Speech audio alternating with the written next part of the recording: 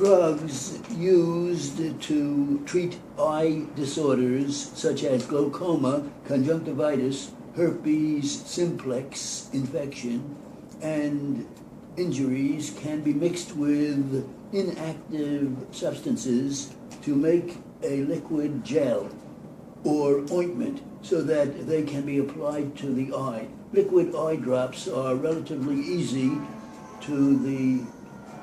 but may run off the eye too quickly to be absorbed. Gel and ointment formulations keep the drug in contact with the eye surface longer. Solid inserts, which release the drug continuously and in slow amounts, are also available, but they may be hard to put and keep in place.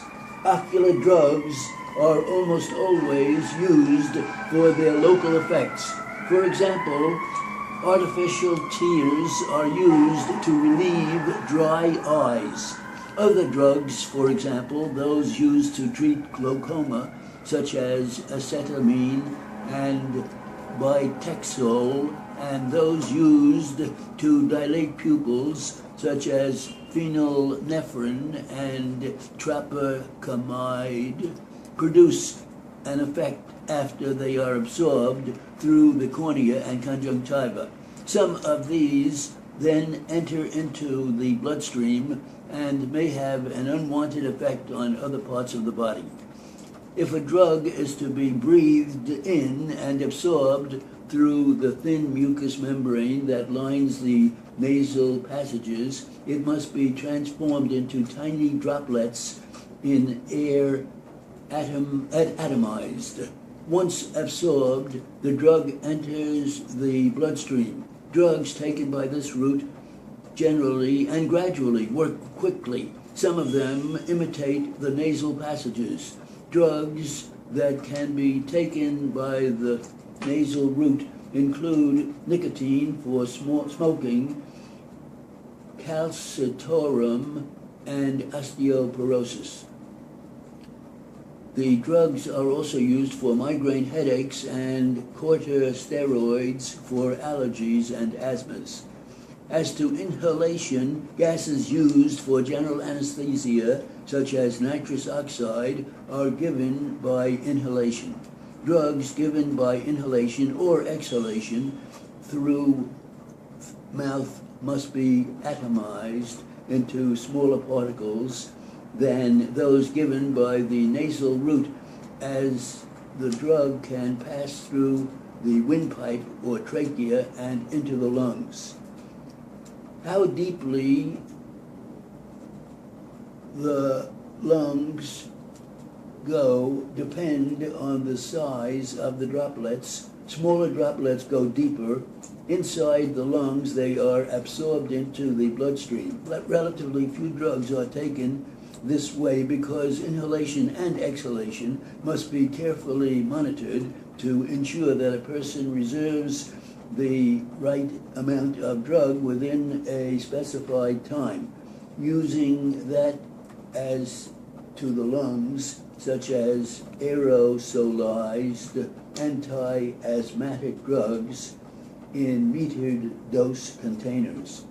Drugs applied to the skin are instantly and usually used for their local effects, and thus are most commonly used to treat superficial skin disorders such as psoriasis, eczema, skin infection, viral, bacterial, and fungal, itching, and dry skin. The drug is mixed with inactive substances.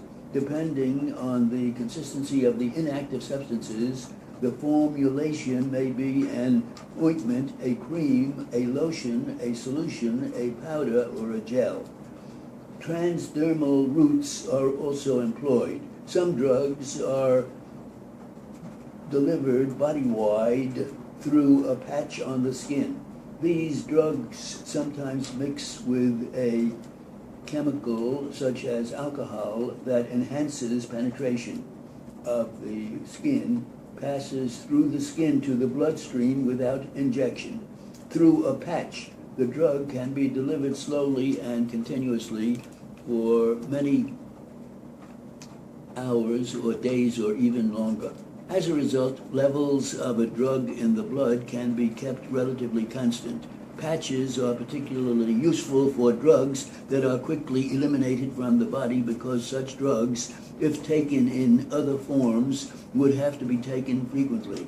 However, patches may imitate the skin of some people, or that is, irritate it. In addition, patches are limited by how quickly the drug can penetrate the skin. Only drugs to be given in relatively small daily doses can be given through patches. Examples of such drugs include nitroglycerin for angina, scopolamine for motion sickness, nicotine for smoking cessation, clonidine for high blood pressure, and Ventolin for pain relief.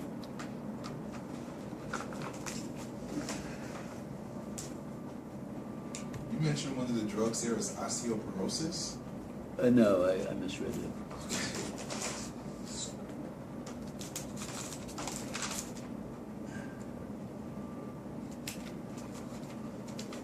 How is it? That's pretty good. Want to reach it?